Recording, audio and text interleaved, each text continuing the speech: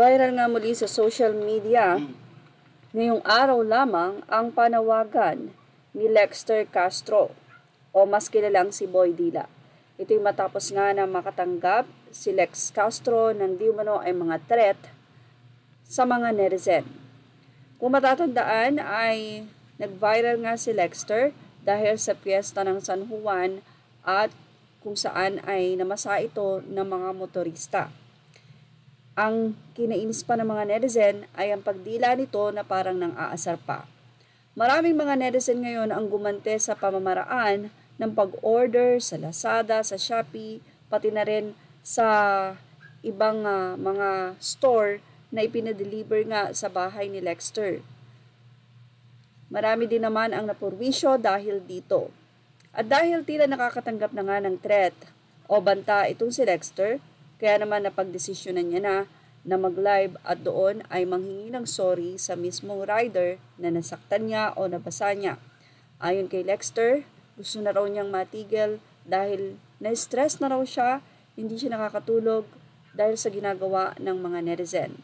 Gusto nga daw niyang ma-meet ang nasabing rider na iyon para makapag-sorry ng personal at mabigyan niya rin ng kahit papano ay regalo upang makabawi sa nasabing rider. Na-trigger din kasi ang mga netizen sa pag-post nitong si Lexter na tila nang aasar pa at dumila ulit. Hindi niya alam na iba ang magiging impact o dating nito sa mga netizen. Sa ngayon ay nangihingi na nga ng sorry itong si Lexter sa mga nagawa niya ng hindi maganda nung piyesta nga ng San Juan.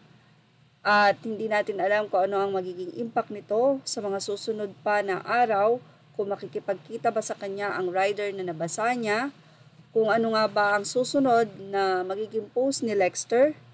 Hindi na nga yata siya nakakalabas dahil sa banta na kanyang natatanggap.